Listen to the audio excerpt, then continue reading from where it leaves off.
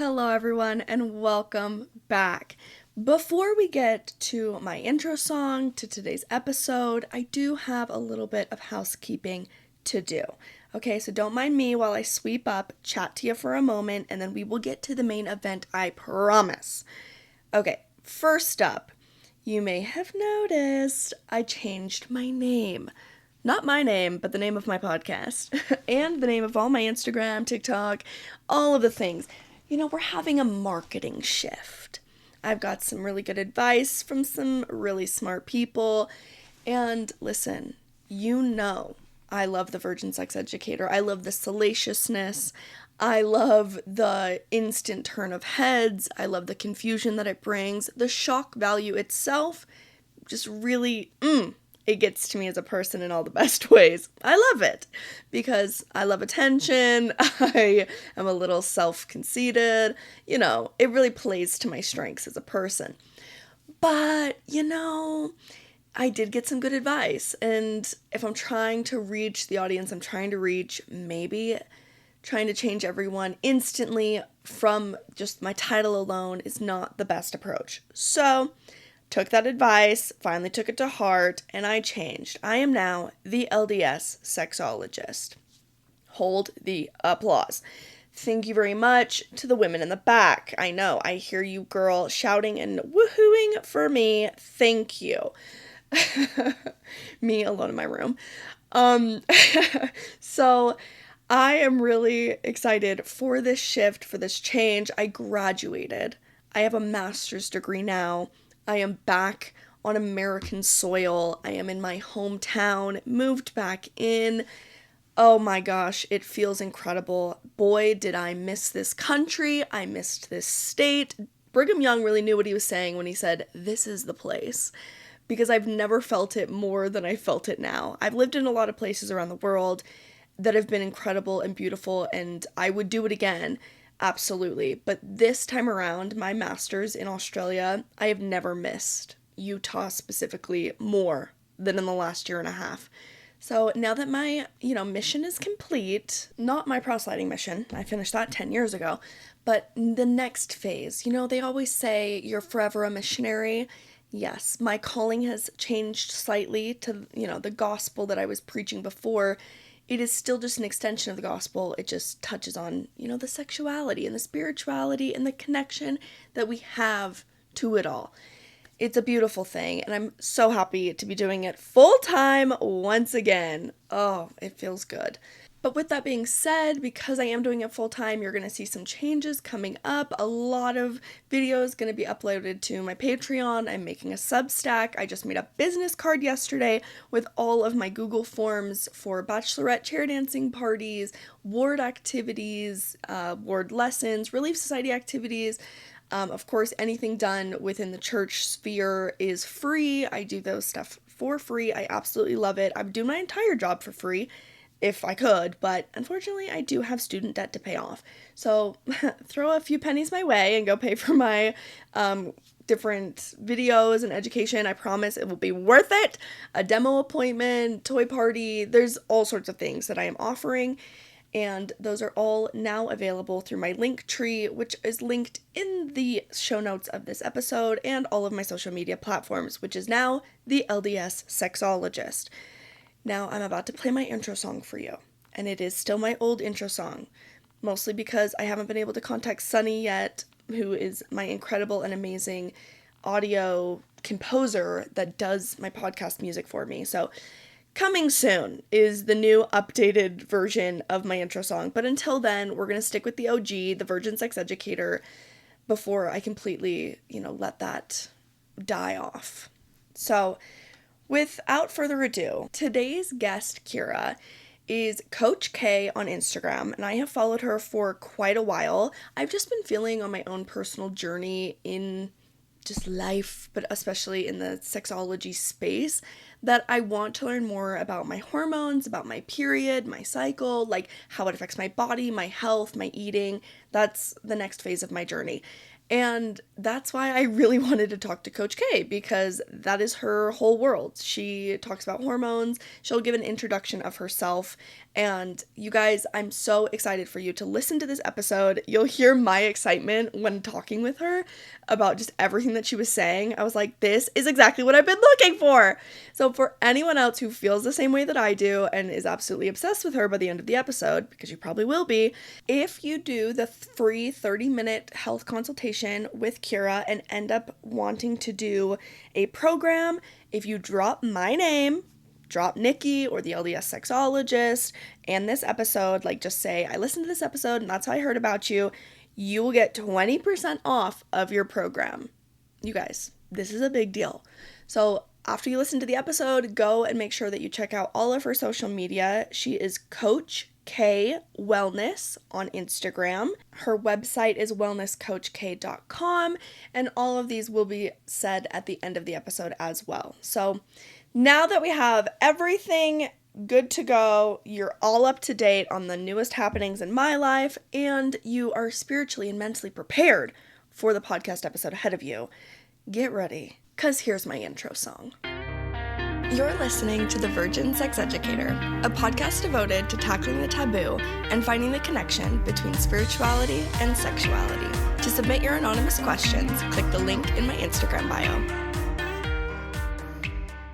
Okay, so first off, welcome to the podcast. Here we talk all about anything to deal with human sexuality, which includes hormones, and that is why we have you here today. So can you introduce yourself, let us know who you are, and I am really interested in like how you became interested in the work that you do. What do you do? Tell the people. Thank you. I am a hormone health coach and educator. I do a lot of one on one coaching, I do some group coaching, and I do education in a variety of formats. I do like workshops and I do corporate wellness workshops. I do, um, Mm. yeah, wherever I can reach the people, I like to help them out because this is a topic that a lot of people don't know a lot about, but they know they need to know about it. And so Yeah. it's cool when I go places. Hormone health is a very hot topic. It's a very clicky word right now, but a lot of people don't really know what that means. And so when I say hormones, I work with 6 different hormone systems with my clients and in the education that I do. So I work with sex hormones, I work with metabolic hormones, I work with gut and digestive hormones, I work with happy hormones, sleep hormones, and stress hormones. And those 6 different hormone systems are very interconnected. And so a lot of women will come to me and say, Kira, my period's messed up and I feel like my estrogen is out of whack or my progesterone or something. And I'm like, yeah, that's probably accurate, but let's also look at all these other systems because they all affect each other. And you might have a estrogen dominance where your estrogen is high and your progesterone is low, but that might not have been caused by your sex hormones. That might have been caused by one of these other systems. And so we connect all of the dots within the client's body and make sense of why things are happening. And then when we know why it's happening, we can put together a protocol to help regulate and restore balance to those hormone systems. And then one of my things with clients is I do try to help my clients become hormonally balanced and regulated, but more than that, I want all of my clients to leave me being hormonally resilient because hormones are not static. They don't just you don't just balance them and then they're balanced forever. There's Right. there's a lot of things that can throw our hormone systems off. And so if you don't Mm. know what that looks like, then you're going to leave my coaching program and 6 months later come back because they're out of balance again. And so I really focus on educating my clients and teaching them how to listen to their bodies so closely that they can feel and they know when something is off. And then I also give them the tools and education and resources to be able to know what to do when that happens. And so resilience is a huge part of what I do with hormones is creating that for my clients. So Oh that's a little bit about what I do. Yeah. How did you get into this? I feel like this is exactly what you said. It's a field that everyone knows. Like I, especially as Mhm. a woman, I'm like, I should really know more about like my cycle and my hormones and how those affect. And Yeah. especially in my field of study, I see that it is so related to like Yes. my well-being. And I'm like, I need to know more about this. But then I really don't know where to turn because if I go on Instagram and stuff, I hear all sorts of different things. So I'd love to know what got you interested in this and saying, I can do something here and I have something to learn and something to like contribute. Yeah. So my story with this, back in my early 20s, I decided I wanted to go into the health and fitness world. I got certified as a personal trainer. I started teaching group fitness classes, doing personal training, macro coaching during college. During that time, I started having some of my own hormone issues and imbalances. And I had really awful periods, like had to call in sick to work sometimes because I just couldn't even walk because it was such debilitating pain. And made an appointment with an OB, went to the OB. OB diagnosed me with endometriosis and found a bunch of cysts in my ovaries, Mhm. which made sense for the pain. And 1 in 10 women have endometriosis. That's not an uncommon diagnosis.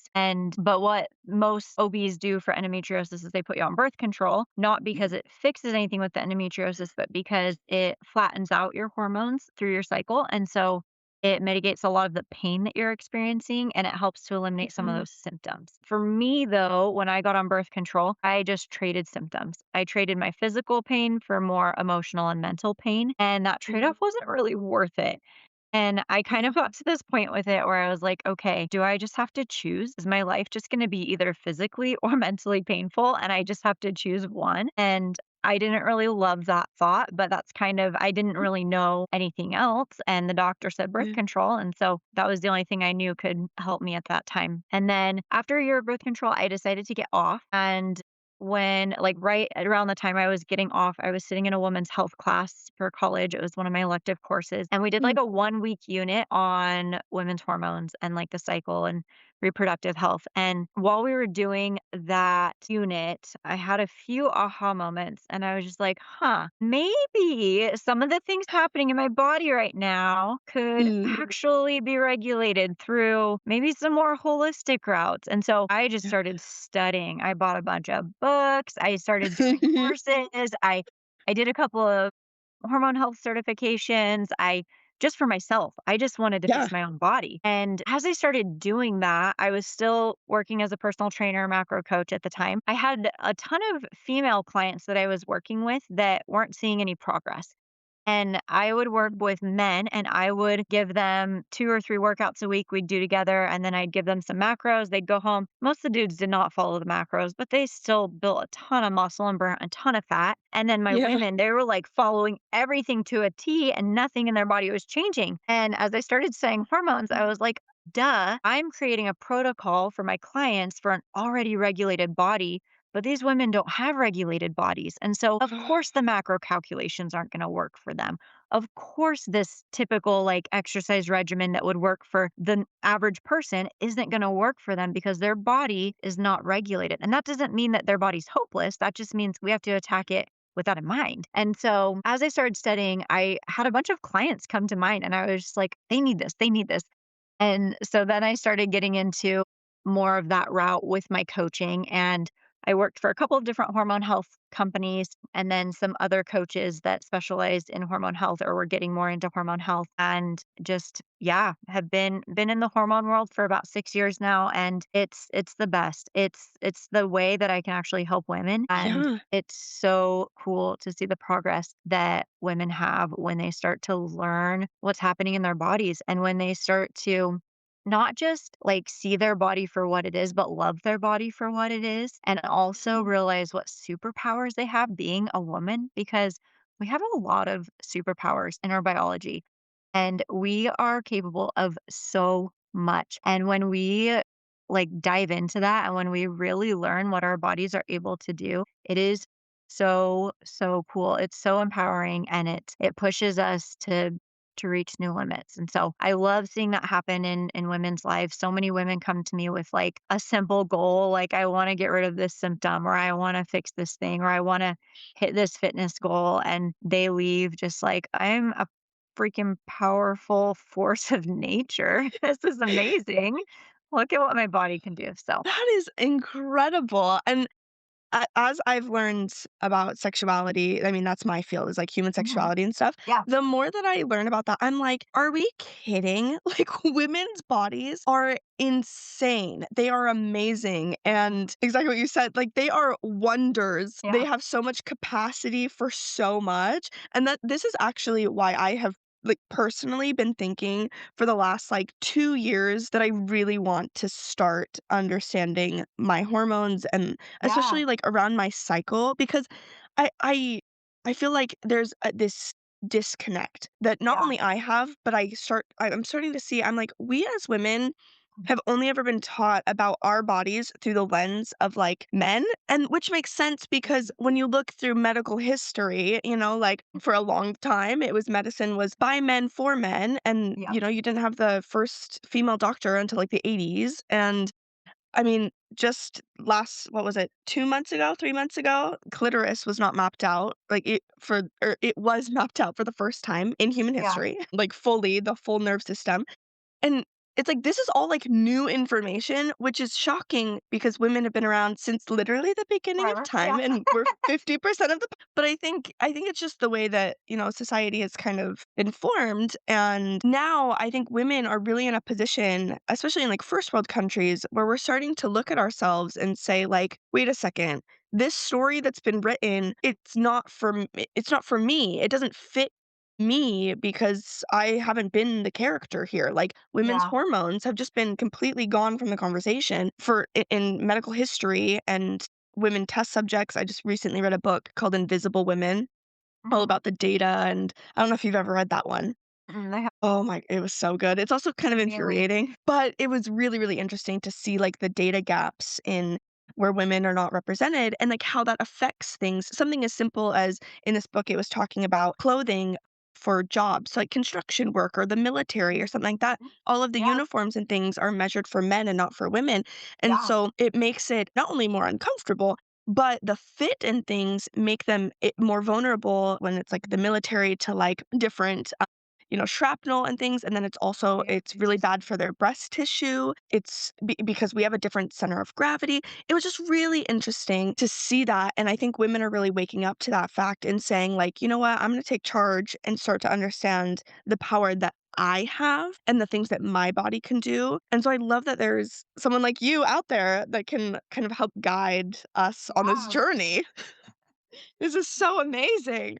yeah, Okay, so for those that don't know a lot about hormones, yeah, what is like a simple explanation that you give women to help them understand like what they are in the mhm, body and why they're important? Why do they matter? You went through the different categories, the 6 different yeah. ones, but what is a hormone for those that don't know? So I like to think of hormones as your body's messaging system. So the hormones are chemical messengers that travel through our bloodstream and they tell our organs and our tissues what to do, when to do it, when to sleep, how to manage stress, how to regulate our mood, whether to hold on weight or to release it, how to feel when we walk into a room of people. They're running in the background of every single thing that we do. And so they're these Mm, messengers. And the reason most women don't really learn about this until something goes wrong is because our healthcare system is designed to diagnose disease, not optimize that function necessarily. And yeah. so you can have hormones that are really out of balance and still be told you're fine from a medical standpoint, which is what happens with a lot of women because your numbers technically fall within the reference range that's like designed for the overall population. But what I like to explain to women and what I want women to understand when I talk about hormones is that our symptoms are not random. They are not just stress or aging or this phase of life or being busy, which a lot of people chalk them up to. Our body is communicating with us and it's communicating us with us in the way that it knows how in this systematic way. And so the fatigue, the mood swings, the brain fog, the stubborn weight, the cramps, those are all data points. And when we start to see them as that, and when we know how to read them, we have access to a level of understanding about our body that changes everything. And that's one of the most empowering things when you start learning about your body is how to listen to it, how to work with it. Oh my gosh. Me instantly thinking in my head, I'm like, okay, after this, I'm gonna have to book a session with you This Yes, please it do. sounds like exactly what I I need. do free health consults, so jump on one. My gosh, okay, and I don't know why, but when you were saying that the hormones are like the message system, Mhm. I instantly thought I was like, "Oh my gosh, they're like the women in the body, like, they're talking, They're chatting. Yeah. they're They're just chatting, they're yeah, telling." Yeah, yeah, they're walking around with a clipboard being like, "Are you doing what you're supposed to be doing?" Okay, so cool. So, when women are starting this journey with you and just or even just, themselves when they're starting to think about it, I feel like I'm speaking I say women, me. When I'm starting, me, myself, Yeah. and I, where do I start? What are some of the first key steps that I would need to take to I think I feel like education's gotta be a big one because you can't take any step if you don't know where you're going, but what are some things that I can do, like, now or even in preparation if I were to book a session with you Mhm. to make sure that I am ready for education and to, like, change things? Yeah, I would love to know some practical steps that I can take. Yeah, I love that question, and I love when women like, I don't need you to come prepared for a session, but I do love when women bring specific questions and specific things to a session because we can just do so much more in it, especially like the free Yeah. health consults. You can get so much out of that if you bring a few things to me that you want answers to. I would say the first step, though, in general, is always awareness. The awareness is the most powerful tool. And so, one of the best things you can do for awareness with hormones is tracking. So, tracking your cycle, tracking your sleep, tracking your cravings, your workouts. Most women track a lot of things in their life without even realize that they're tracking hormones. But if you have a watch that tracks your sleep and tracks your stress levels and like when your heart rate changes Mhm. with stress and tracks your workouts and tracks all that, like you're tracking a lot of hormonal things through that.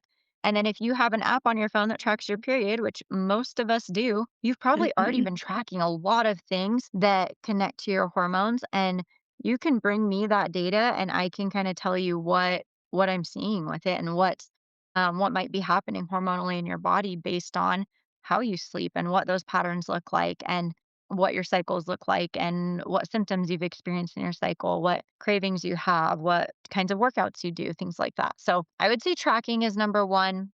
'Kay. Number two, I would say is education for sure, but also getting like good education, which is hard, like you Mm. said, to know where to go. I would always look towards a certified coach, a functional practitioner, a medical practitioner are going to be some of your better sources when it comes to hormones. Like you said, women's bodies weren't studied until recently. And because of Yeah. that, we didn't know a lot about hormone health until the last 10, 15 years. And so if their like specialty doesn't say hormone somewhere in it, they probably didn't study that and they're probably not keeping up to date with that. And so that's something I would look for when you are looking for someone to work with is that it actually says hormone in what they do. Because if they are in the hormone world very specifically, they're most likely keeping up to date on new research, which is coming out every day.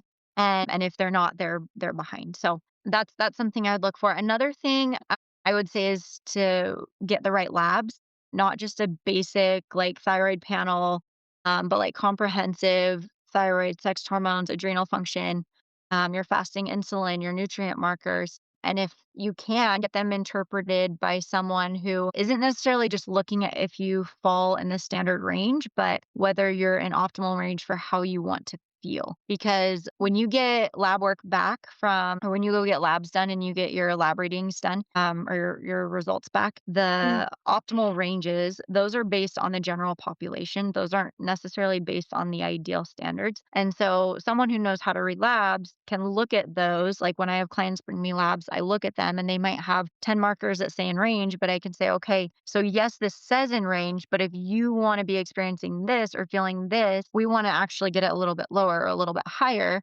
And we can look at those a little bit more specifically and see, I can help them see kind of what we're looking at there. And that's actually one of the things I do with clients is I teach them how to read labs because that's a very useful skill for the future that can help them Yeah. become more hormonally resilient on their own and more independent with their health because if you know how to read labs, then you know if your body's improving or not. And so it's a good way to yeah, so that's a good one. And then I would say one more thing where to start is stop applying one size fits all approaches to your body. there's so many things that we've been told about diet and exercise, and like productivity was built, like you said, on research done on men who run on a 24-hour hormone cycle. And we Right? run on two clocks. We have our 24-hour rhythm, but we run on a 28-day clock. And when we start living in alignment with both of those instead of trying to fight the second one, things get a lot Right. easier. So don't feel like you have to do the Mm, same thing every day. Adapt to where your body's at in your cycle. You have different nutrient needs. You have different exercise and movement needs. You have different sleep needs. You have more sensitivity to stress in different phases of your cycle. And when you cater to that and you work with that, your cycle is your greatest superpower. When you try and be a man and just do the same thing every single day, your cycle is going to be working against you. It's going to be fighting you. And so it's not going to feel as good. So that was kind of a lot of things, but those are a few things that women can start with for sure. no, that I feel like that's very manageable though, especially Yeah. for so many people have like the Garmin watches or the Aura Mhm. rings or so, Yeah. tracking. And then, okay, I'm so curious when you're talking about labs. When we're just for an example, if Yeah. I'm saying that like I want more energy, I'm saying Mhm. like I just get so tired so quickly. What kind of when I'm getting labs, I'm doing like a full panel, what kind of things are you looking at when it comes to like energy? Usually for energy, I'm looking primarily at thyroid hormones and sex hormones, and then a few different vitamin and mineral levels. So like iron especially is a big one that Mm, contributes to energy, but there's so many other things connected to energy too that we don't see in labs. Labs are honestly a very small part of the data that I use for clients. They're yeah. great, and if I could get labs from a client every single day, that would be awesome data. But because I get them like once every 3 to 6 months, it doesn't really tell me a ton. So the things I have my clients track daily give me so much more data on what's happening in their body, what's affecting their body in different ways. And I can, like, when I get that daily data from my clients, I can almost guess what their labs are going to say because Mhm. of how their bodies are responding. But yeah, to answer your question, I look primarily at thyroid hormones, sex hormones, and then a few different vitamin and mineral levels. With the daily tracking, so what are you having them track? Sleep, Mhm. cycle? What else is, like, something that I would be good to, like, for me to start tracking? So I have a few different programs I do, and in my main program that I run with women, it's called Born to Shine. It's a 6-month program where we deep dive into what's happening into your body hormonally. And through that program, I actually build out a hormone map of my client's body. And so I put all of these pieces together for them and create visuals and write ups and like different scenarios and things that they can look at so that they know how their body works. And through that process, I use this data to build that, but I collect a lot of data in that program. I would say this isn't necessary to collect this much data just like on your own unless you know what to do with it because I don't know if as many people would know like what to do with all that data, but I collect like in those programs, I collect sleep information. So how many hours of sleep they get, and then also how they felt after waking up, how much deep sleep, how much REM sleep, if their watch tracks that, or their ring or Mhm. whatever they're wearing. I track their stress levels throughout the day. I have them say like morning, evening, and or yeah, morning, afternoon, and evening. What were your stress levels like? What was your energy level like throughout the day? Did you take any stress breaks during the day? I have Mhm. them fill out all the emotions that kinda describe their day. I have them fill out some specific things with their cycle, any type of movement they did, how many steps they got, and the intensity of their movement and steps, what they've been eating, how often they ate throughout the day, what was the longest amount of time you went between meals or snacks, how much water they drank, digestive patterns, what else? Social patterns, how many hours you spent with people, how many hours you spent outside, what your social fulfillment level was that day, what you did for mental health that day, and then any other like symptoms you've been experiencing. I think that's most of it, but it's a lot. Wow. I have people track a lot of things, but those are the types of things that I look for as a coach Yeah. that tell me a lot about what's happening hormonally. And so if you're like, if anyone's listening to this and they feel like they have mood swings that are caused by hormone Mm. imbalances, track your mood and see what it's correlated with, or track your sleep and your energy levels and see if those correlate with your mood, or track your nutrition and movement and see if that correlates with your mood because a lot of these connect to each other, which is why I have clients track so many things so that I can make those connections. But yeah. Yes, it did, Okay. absolutely. And Yeah.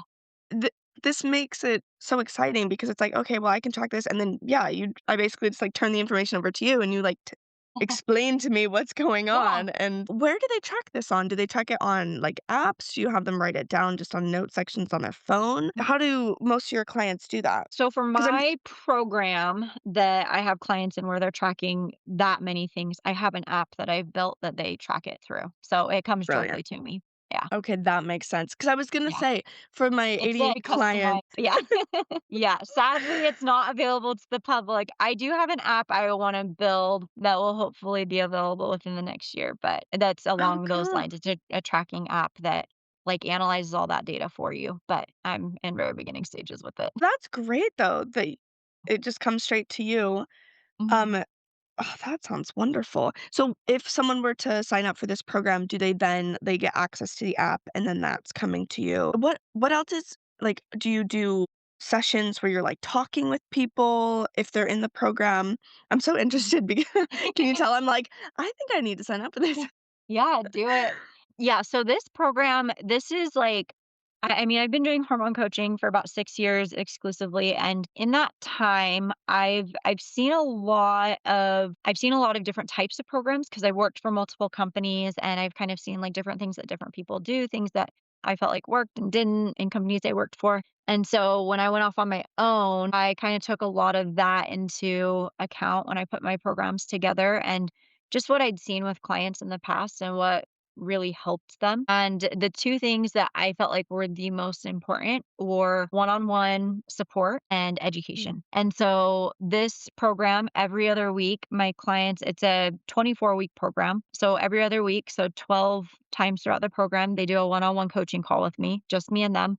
We're hashing out things that are happening in their body. And then every other week, they have a coaching video for me that's more like lecture style going into a topic, and we're deep diving into an educational topic. And then every week, they have activities that they do that build on that topic that we were working on so that they can assess and track and make sense of things happening in their body. And then after they do those activities, we do our coaching call and then we make sense of it even on a deeper level. And so clients are kind of doing a lot of research on their own bodies through this and it's fun. Like everyone loves it because you just get to think about yourself and your body and make sense of it and you naturally start to make changes without even realizing it. Like this program, I don't have a workout protocol that goes with it or a nutrition protocol. Like we definitely talk about that stuff and I do help my clients build something that works for them at like halfway through the program, I think. But going into it, my clients within a few weeks, they're like, "Oh, I changed how I'm doing my workouts because I know what I need to do."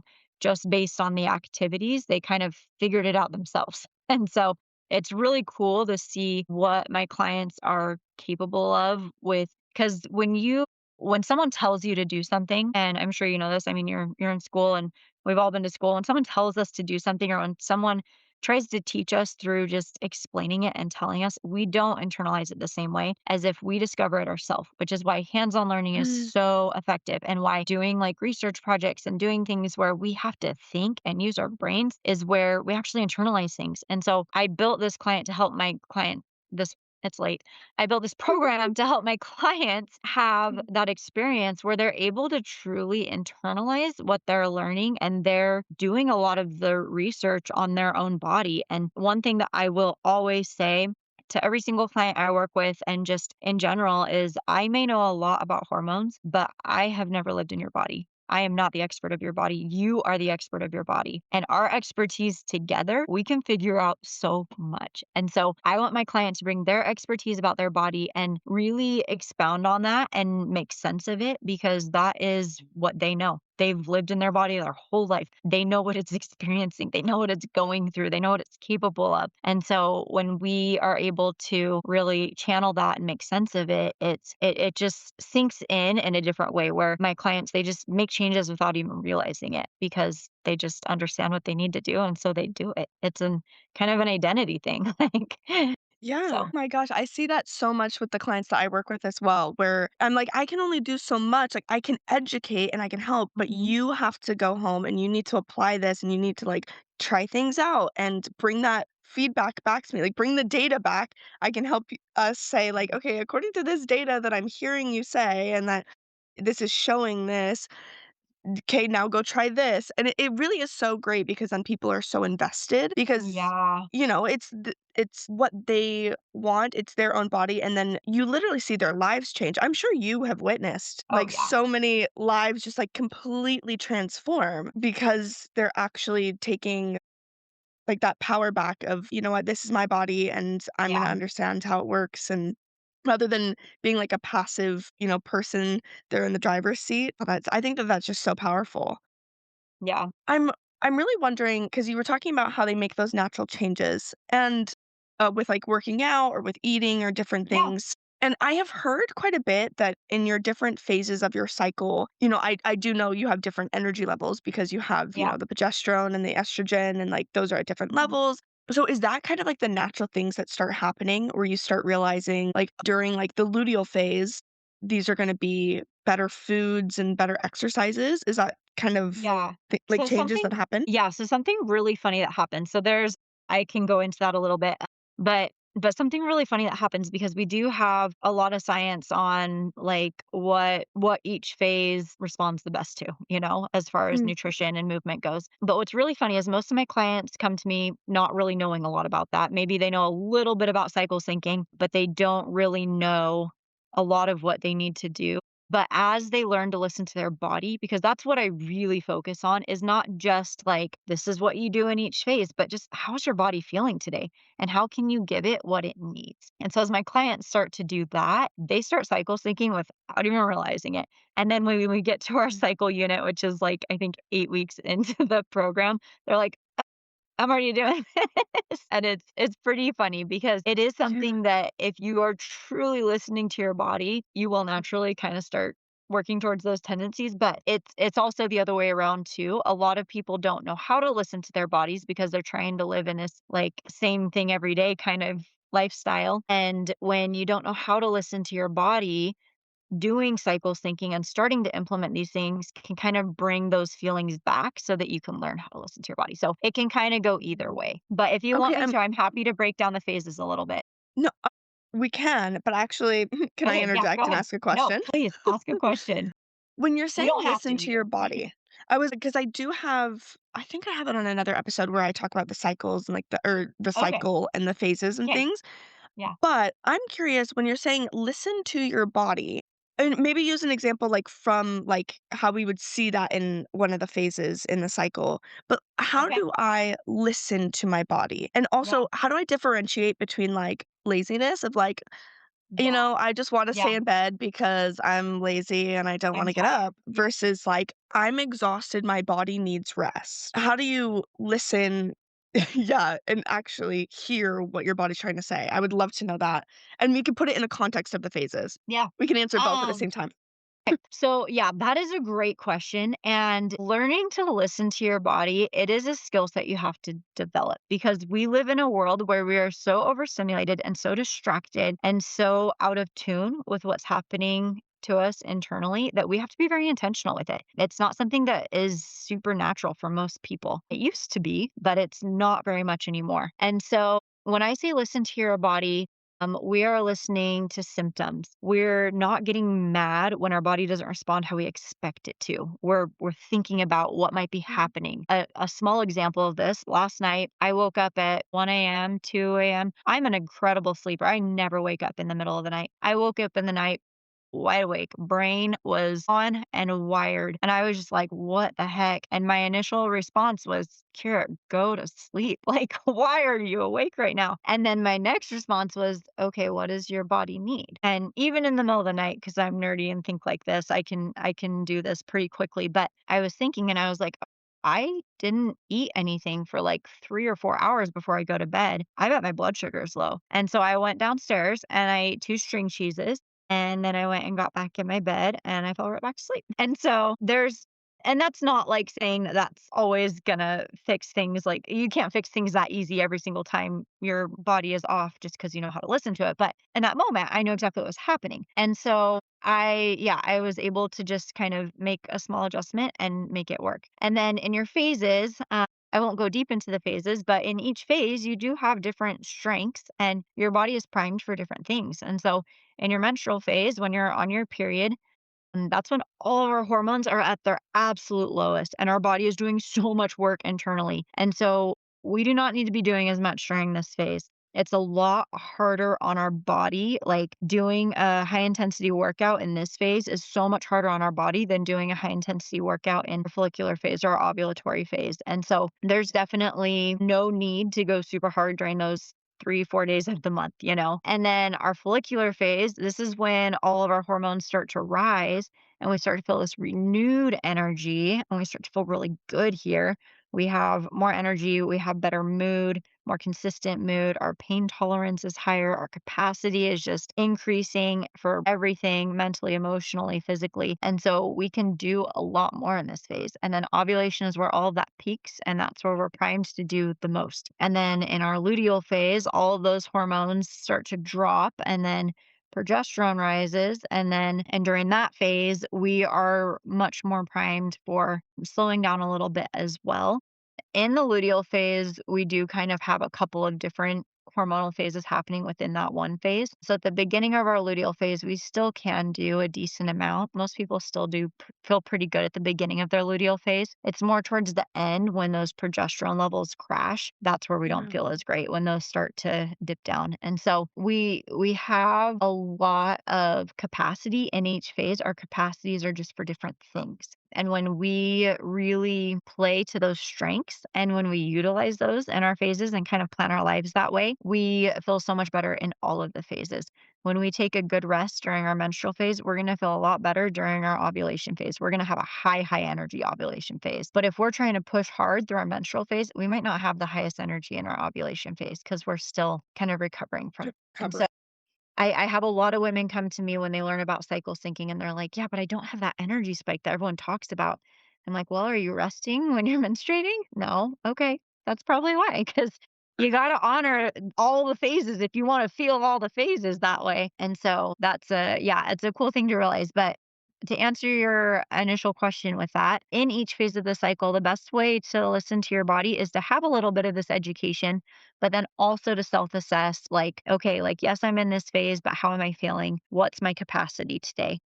That's a question I like my clients to ask themselves every morning. What's my capacity today? How did I sleep last night? What were my stress levels yesterday? What do I have ahead of me today? What do I need to reserve for? What can I give a lot of energy towards? And when we think of our days that way, when we just really have that kind of self assessment with our bodies, we just learn a lot by doing that regularly.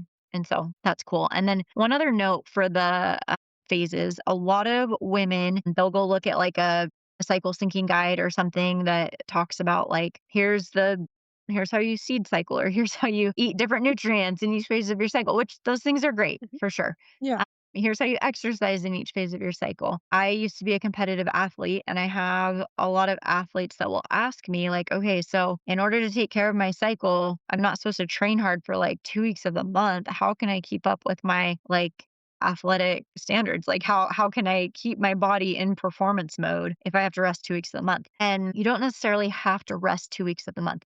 The thing that changes is your capacity to recover in those couple of weeks. And so you can still train hard. You just have to recover harder in those phases.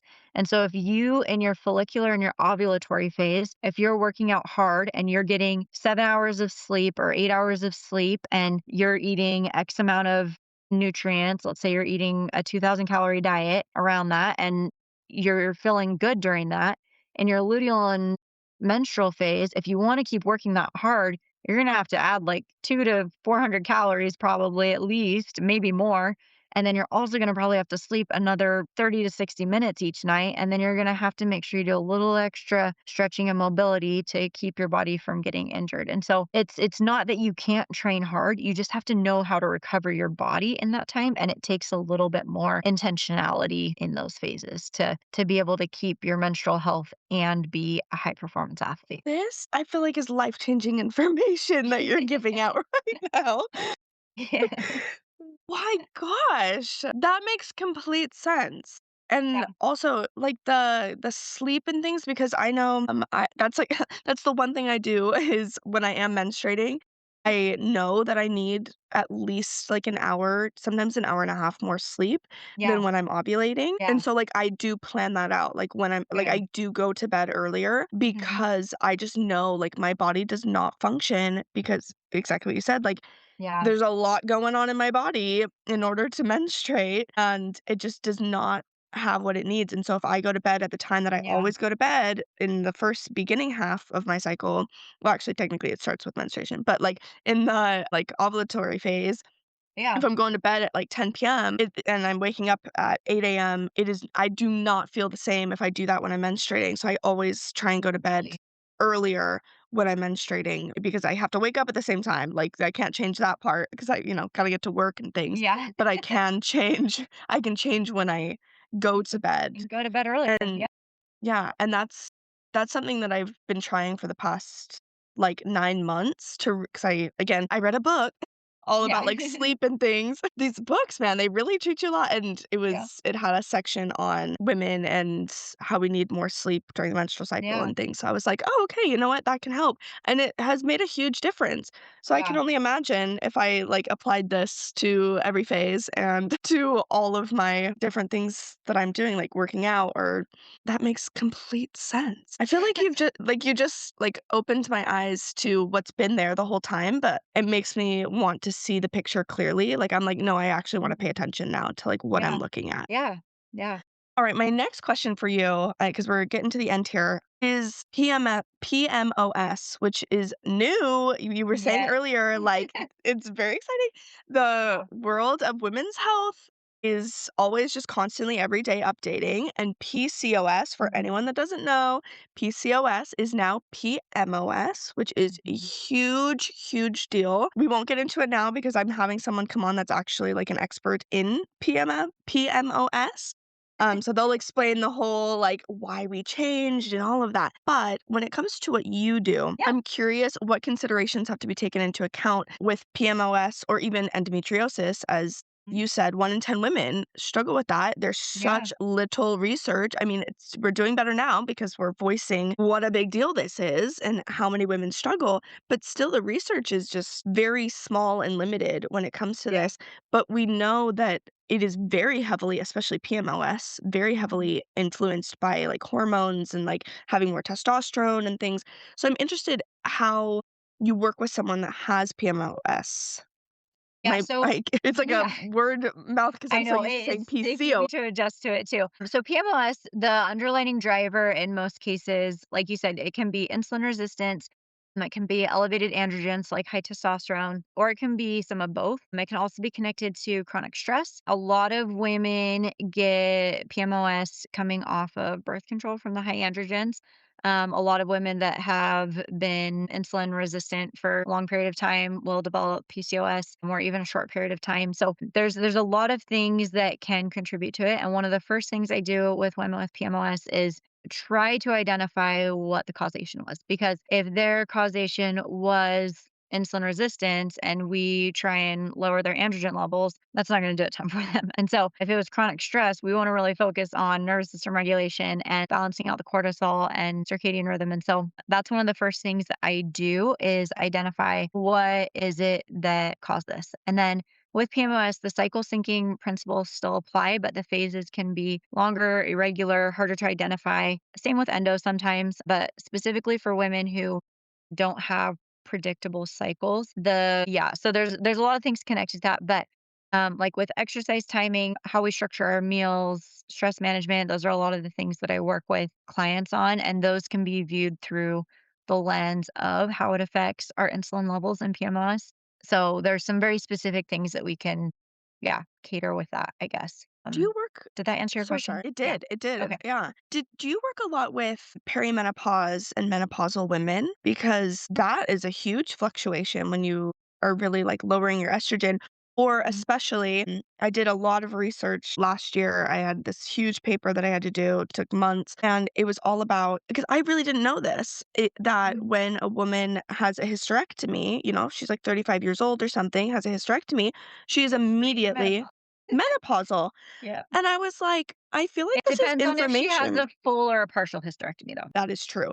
I was researching full Mhm. So Yeah. the removal of the ovaries. And I was like, "Oh my goodness. I feel like this is not common knowledge, Yeah. for one." And as because I was looking up, A lot of women women that don't even have. know that when they get a hysterectomy. Right, and that can be so earth-shattering if you don't know that. The Yeah. immediate removal of your ovaries and that estrogen Yeah. can completely affect every part of you Yeah. because, I mean, we see, like, with perimenopause and into menopause, the amount of time, that can take for some women up to, like, 15 years to, like, really have that play out and, like, Mhm. the decrease of the estrogen, and you Yeah. see all these symptoms and you hear about it, and I feel like for such a long time, we've just had this narrative, I definitely have, where it's like, "Oh my gosh," like, my mom's just complaining about, the hot flashes or whatever. It's like, there's moaning, and then when Yeah. researching it, I'm like, "My goodness, these poor Yeah. women are out here really dealing with so much that a lot of Yeah. it doesn't have, like, a cause." They're like,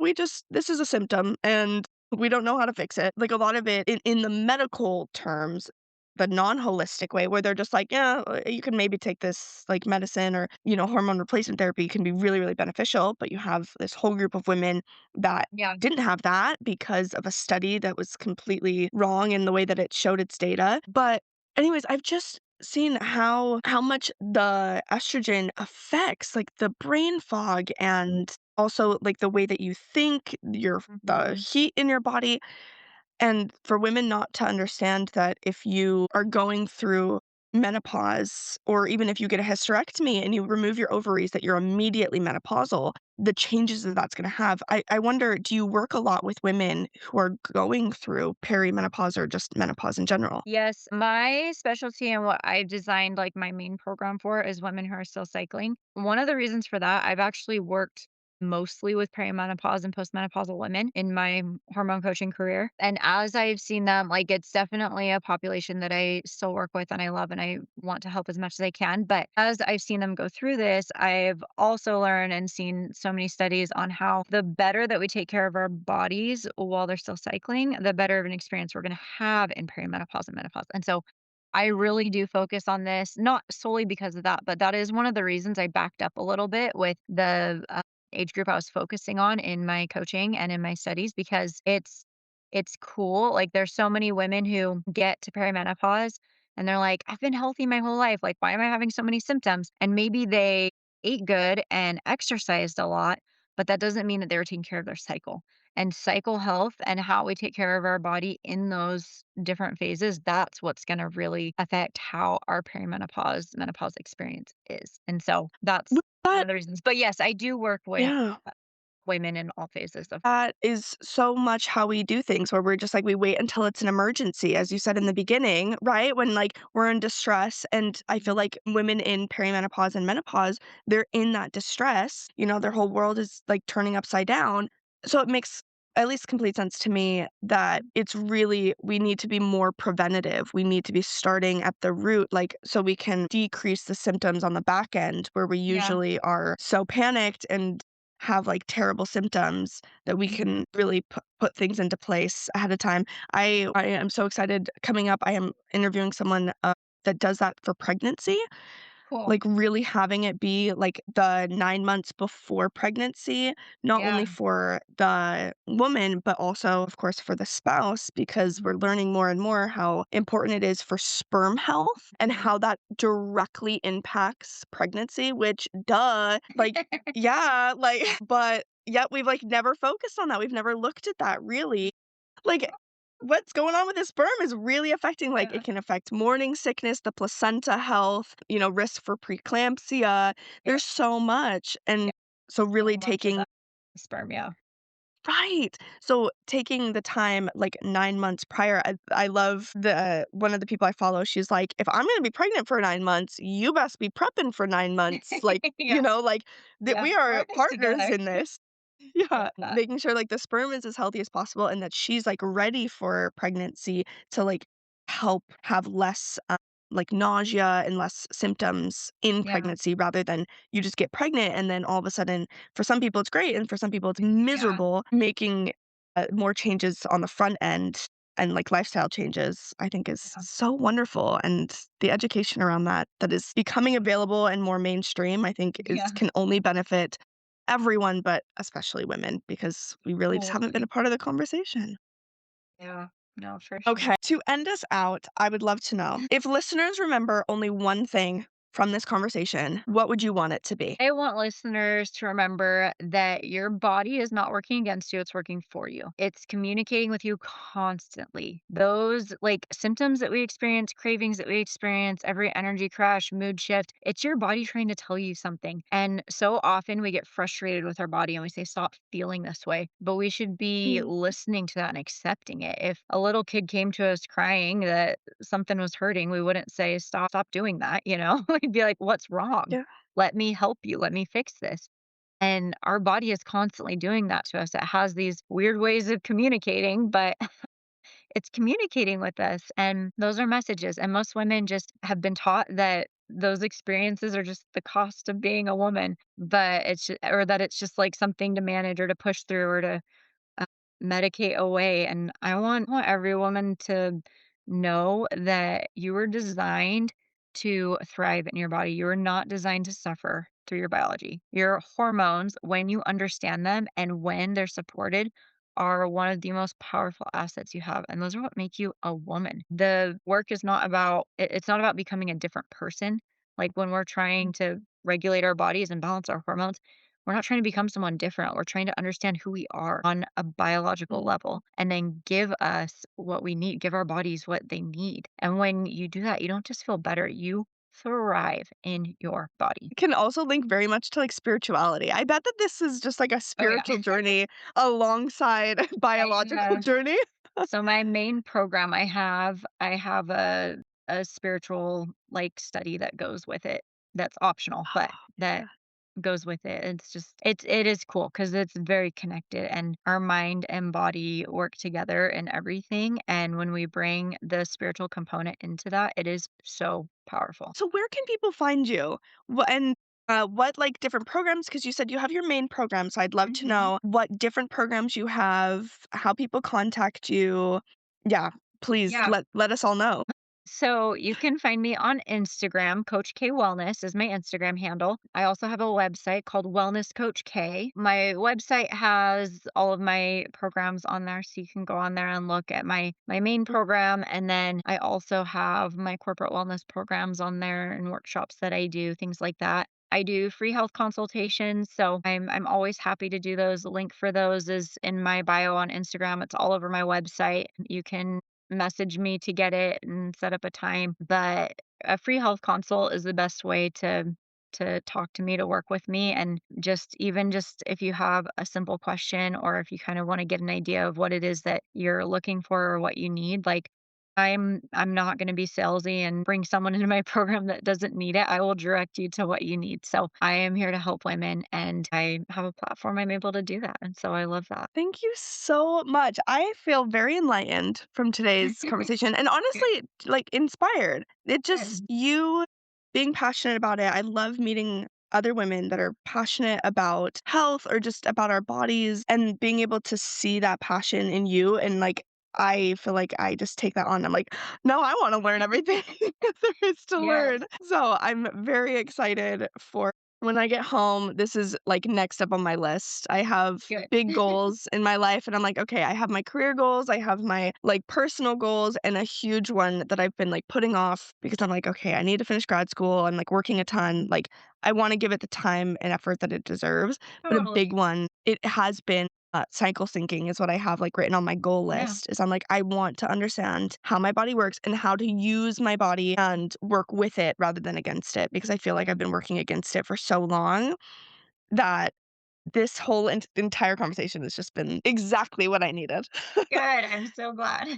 So thank you, and I'm sure others will benefit from this as well. Of course, it's my podcast, so I'm selfish and I contact people that I wanna learn from, but I love the it, as great you thing should. about it is that everyone else can also benefit, and make sure I'll link you in the show notes, so everybody please go and follow Coach K Wellness on Instagram. Thank you again so much for today. Welcome, thank you for having me.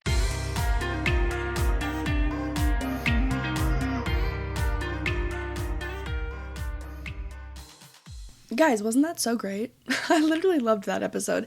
And I feel like it is just the beginning of my health journey and understanding my own hormones and everything. I'm really excited to take this journey with all of you. So, just a reminder, if you reach out to Coach K Wellness and you mention this episode and this podcast, you will receive 20% off of any program that you do. She offers free 30-minute health consultations. So you can start there and then sign up for a program with that 20% off discount. Okay, everybody, have a fabulous rest of your week and make sure to check out my Instagram because I am finally active on there again, and get ready for some entertaining content. All right, it's coming your way. Stay fabulous, stay sexy, and, see you at church on Sunday. Bye.